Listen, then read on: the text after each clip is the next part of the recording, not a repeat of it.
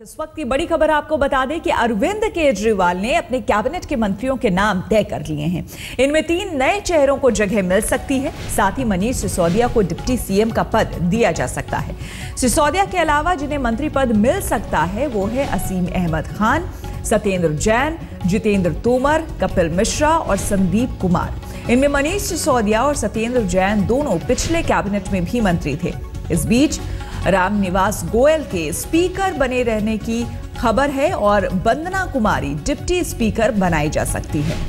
पिछली बार के 2 मंत्रियों को जगह नहीं मिल रही है, जिसमें कि राखी बिरला का नाम भी शामिल है। उन्हें इस बार मंत्रिमंडल में जगह नहीं है और 4 चेहरे नए बताए जा रहे हैं जिनको मंत्रिमंडल में जगह मिल रही है। जो सूत्रों के हवाले से खबर आ रही है, आपको फिर से हम बता दें, मनीष सिसोदिया को डिप्टी सीएम बनाया जा सकता है। सिसोदिया के अलावा जिन्हें मंत्री पद मिल सकता है वो हैं असीम अहमद खान, सत्येंद्र जैन, जितेंद्र तोमर, कपिल मिश्रा और संदीप कुमार। इनमें मनीष सिसोदिया और सत्येंद्र जैन दोनों पिछले कैबिनेट में भी मंत्री थे। और आम आदमी पार्टी के प्रवक्ता आशुतोष इस वक्त हमारे साथ जुड़ गए हैं। आशुतोष, यानी कि लिस्ट फाइनल हो चुकी है, क्या आप बता सकेंगे कि डिप्टी सीएम के नाम को लेकर जो बात सामने आ रही है, मनीष सिसोदिया को डिप्टी सीएम का पद दिया जा सकता है, क्या कहेंगे आप? देखिए, मैं इस बारे में कोई ज्यादा टिप्पणी नहीं करूंगा, क्योंकि अपने मंत्रिमंडल में किसको लेना है, किसको नहीं लेना है और किसको क्या पद देना है, ये मुख्यमंत्री का अपना विशेषाधिकार होता है। और ये मुख्यमंत्री अरविंद केजरीवाल ही इस बारे में तय करेंगे और ये उन्हीं का विशेषाधिकार है। मेरे लिए इस पर बहुत ज्यादा टिप्पणी करना उचित नहीं होगा। आशुतोष, लेकिन बताया जा रहा है कि अब लिस्ट फाइनल हो चुकी है और आज शाम तक राज्यपाल को सौंप भी दिया जाएगा, तो इसीलिए अब शायद आप उन नामों का जिक्र कर सकते हैं या बता सकते हैं कि कौन कौन मंत्रिमंडल में शामिल हैं। नहीं, ये मेरे अधिकार क्षेत्र के बाहर है। मुझे दिल्ली प्रदेश की जिम्मेदारी मेरे कंधों पर है और मैं पार्टी का स्पोक्स पर्सन हूँ। तो मैं अगर उस मुतल्लिक अगर सवाल होगा तो मैं निश्चित जवाब दूंगा। लेकिन एक बात मैं जरूर कहना चाहूंगा कि इस बार की जो अरविंद जी की कैबिनेट होगी वो पूरी तरीके से ऐसी कैबिनेट होगी जो 5 साल का जो वायदा उसने किया है उन वायदों का खराब करने की कोशिश करेगी और नए तेवर, नए जोश, नए दमखम के साथ वो फैसले लेगी और एक नया मॉडल देश के सामने गवर्नेंस का और एडमिनिस्ट्रेशन का पेश करेगी। ये भी बताया जा रहा है कि 4 नए चेहरे हैं जिनको शामिल किया जा सकता है। मैं इस बारे में मैं एक बार कहना चाहता हूं, मैं इस बारे में कोई टिप्पणी नहीं करना चाहता है, क्योंकि मुख्यमंत्री जी का अपना विशेषाधिकार है और उसमें मेरे लिए टिप्पणी करना उचित नहीं होगा। लेकिन आप ये बता सकते हैं कम से कम कि लिस्ट जो है, सूची वो तैयार हो गई है और आज शाम ये राज्यपाल को सौंपा जाना है। नहीं, इस पूरे मसले पे ये तो मैं जरूर कह सकता हूँ कि इस पूरे मसले पे कल देर रात बैठक हुई है और बैठक में काफी चीजों पर फैसले हुए हैं, काफी चीजों पर फैसले किए गए हैं। लेकिन मेरे लिए उसको सार्वजनिक करना तब तक उचित नहीं होगा जब तक कि ये जो लिस्ट है वो लेफ्टिनेंट गवर्नर साहब के पास न भेज दी जाए और जब तक कि मुख्यमंत्री जी खुद ये तय ना करें कि इनको पब्लिक करना है या पब्लिक नहीं करना है। तो मैं इतना ही कहना चाहूंगा कि ये जो कैबिनेट होगी ये बाकी कैबिनेट से बिल्कुल अलग होगी और हिंदुस्तान में एक नया आयाम स्थापित करेगी। बिल्कुल आशुतोष, लेकिन 49 दिनों की सरकार में पिछली बार जब केजरीवाल जी की सरकार बनी थी तब उस वक्त कोई उप मुख्यमंत्री का पद नहीं था, लेकिन क्या इस बार उप मुख्यमंत्री का पद हो सकता है? कम से कम ये तो आप बता ही सकते हैं। मैं फिर आप एक ही सवाल को कई बार घुमा के पूछ रही हैं। मैं फिर एक बात दोहराना चाहूंगा कि मुख्यमंत्री जी का अपना विशेषाधिकार होता है और उसमें मेरे लिए टिप्पणी करना बिल्कुल उचित नहीं होगा। मुख्यमंत्री जी जो है वो खुद इस बारे में फैसला करेंगे, उन्हें क्या करना है, किस तरीके से करना है, किनको साथ लेके चलना है, किनको बनाना है, किनको नहीं बनाना है, ये उनका विशेषाधिकार है और मेरे लिए उस पर किसी तरीके की टिप्पणी करना उचित नहीं होगा। चलिए, बहुत बहुत शुक्रिया आपका आशुतोष हमसे बात करने के लिए। और कौन कौन मंत्री बन सकते हैं, जो हालांकि अभी फिलहाल साफ नहीं है तस्वीर, लेकिन कसूर बस्ती से लगातार दूसरी बार विधायक रहे हैं सत्येंद्र जैन। तो शकूर बस्ती से लगातार दूसरी बार विधायक सत्येंद्र जैन को मंत्री बनाया जा सकता है। साथ ही बीजेपी के एससी वस्त को हराया था इन्होंने, सत्येंद्र जैन ने हराया था इनको। और पिछली बार केजरीवाल सरकार में स्वास्थ्य और उद्योग मंत्री रहे हैं सत्येंद्र जैन। तो सत्येंद्र जैन जो है वो आर्किटेक्ट कंसल्टेंट हैं। सीपीडब्ल्यू की नौकरी उन्होंने छोड़ी, उसके बाद आम आदमी पार्टी से वो जुड़े और उन्हें ये मौका मिल सकता है। असीम अहमद खान, इनका नाम भी है, मटिया महल से ये विधायक है, इन्हें भी मंत्रिमंडल में शामिल किया जा सकता है। कांग्रेस के शोएब इकबाल को उन्होंने हराया और अच्छे खासे मार्जिन से उन्होंने हराया है। बताया जा रहा है इनको भी मंत्रिमंडल में जगह मिल सकती है। साथ ही जितेंद्र सिंह तोमर, जो कि श्रीनगर से विधायक है, बीजेपी के नंद किशोर गर्ग को उन्होंने हराया है, इनको भी मंत्रिमंडल में शामिल किया जा सकता है। कपिल मिश्रा, जो कि करावल नगर से विधायक है, इनको भी मंत्रिमंडल में शामिल किया जा सकता है। 4 नए चेहरे सामने आ रहे हैं। बीजेपी के मोहन सिंह बिष्ट को इन्होंने भारी अंतर से हराया है। सीडब्ल्यूजी के खिलाफ आंदोलन इन्होंने किया था, किताब भी इन्होंने लिखी है और आम आदमी पार्टी से जुड़े थे। यूथ फॉर जस्टिस नाम की संस्था के सह संस्थापक रहे हैं कपिल मिश्रा। संदीप कुमार, जो कि सुल्तानपुर माजरा से विधायक हैं, दलित चेहरा है आम आदमी पार्टी का, उन्हें मंत्रिमंडल में जगह मिलने की बात की जा रही है। बीजेपी के प्रभु दयाल को उन्होंने भारी मतों से हराया है। ये वो कुछ चेहरे हैं, ये कुछ नाम हैं जो कि मंत्रिमंडल में शामिल किए जा सकते हैं।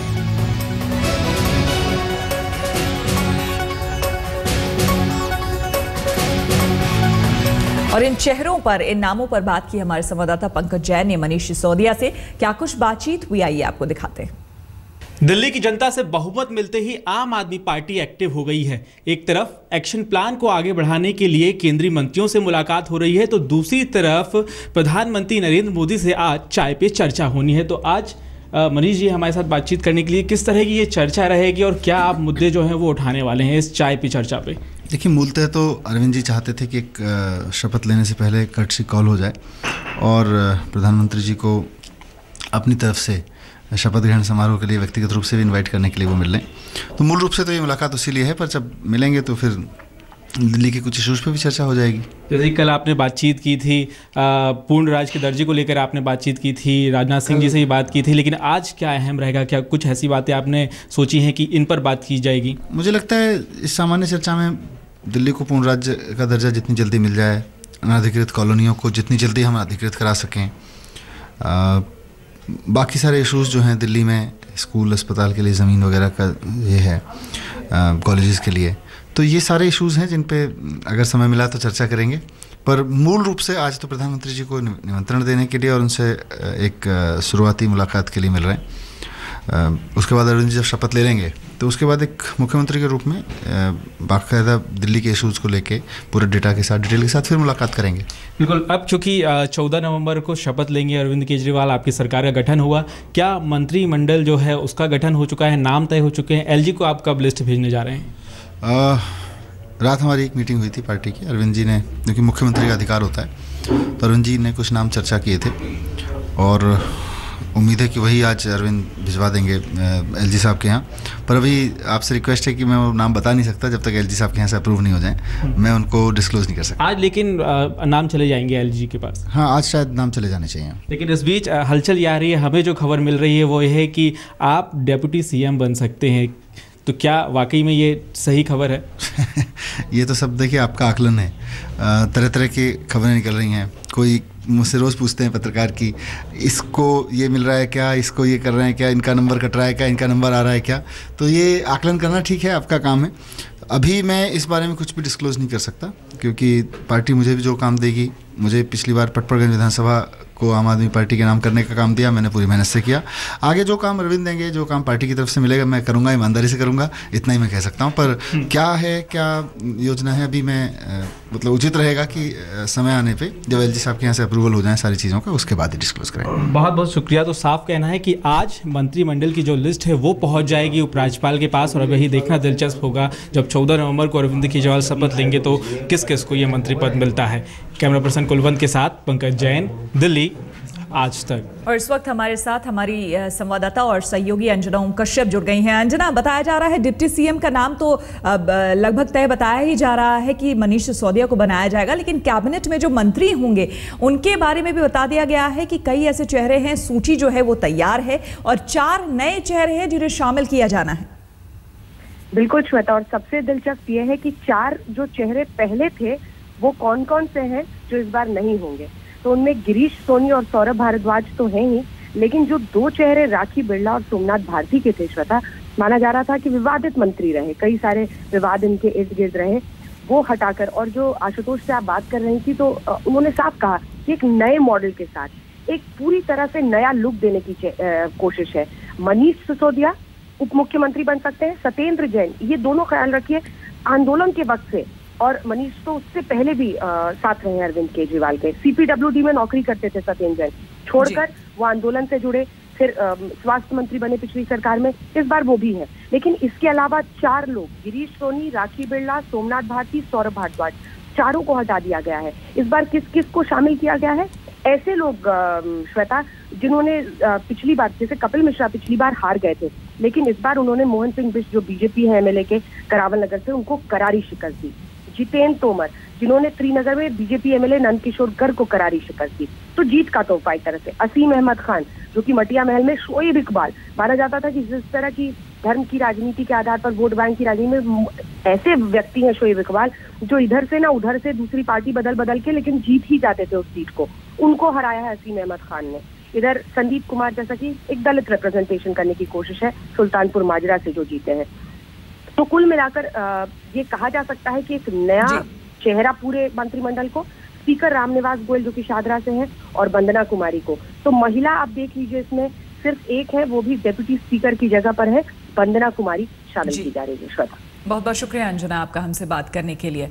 तो जो विवादित चेहरे रहे हैं पिछले बार के मंत्रिमंडल में, उन्हें शामिल नहीं किया जा रहा है और एक नया लुक, नए चेहरा देने की कोशिश इस बार के मंत्रिमंडल में। हमारे साथ श्वेता शर्मा कौशाम्बी से जुड़ गई हैं अरविंद केजरीवाल के घर के बाहर से। श्वेता, क्या कुछ वहां पर सुगबुगाहट, क्योंकि आज भी काफी जो शेड्यूल रहने वाला है अरविंद केजरीवाल का वो काफी बिजी रहने वाला है, 10:30 बजे मुलाकात होनी है प्रधानमंत्री से, क्या कुछ देख रही हैं आप? बिल्कुल श्वेता, और बिल्कुल बैठकों के दौर कल से जो शुरू हुए हैं वो आज भी दिन भर जो है वो लगातार जारी रहेंगे। 9:45 के आसपास अरविंद केजरीवाल यहां से निकलेंगे क्योंकि 10:30 की बैठक है। 10:30 की बैठक के बाद आगे का शेड्यूल भी तय है, किन किन लोगों से उनको मिलना है। बिल्कुल बिजी शेड्यूल वो अपना रख रहे हैं, और आज अहम दिन इसलिए भी है क्योंकि उन्हें सूची भी तैयार करके उपराज्यपाल तक पहुंचानी है, किन मंत्रियों को वो शामिल अपने साथ करने चाह रहे हैं, किनको शपथ दिलानी है। तो उस सूची पर भी लगातार बातचीत हो रही है, और तमाम बड़े नेता जो हैं उनसे विचार विमर्श करने के बाद अरविंद आज वो सूची भी तैयार करेंगे। तो पूरा दिन भर व्यस्त रहने वाला, और इस बीच तमाम कार्यकर्ता, तमाम लोग देश भर से, अलग अलग कोने से यहाँ पर उनसे मिलने के लिए भी आते हैं। और जिस तरह की हमें सूत्रों से खबर मिल रही है, बहुत जल्द अरविंद जो है अपने ऑफिस में लोगों से मिलना भी शुरू करेंगे।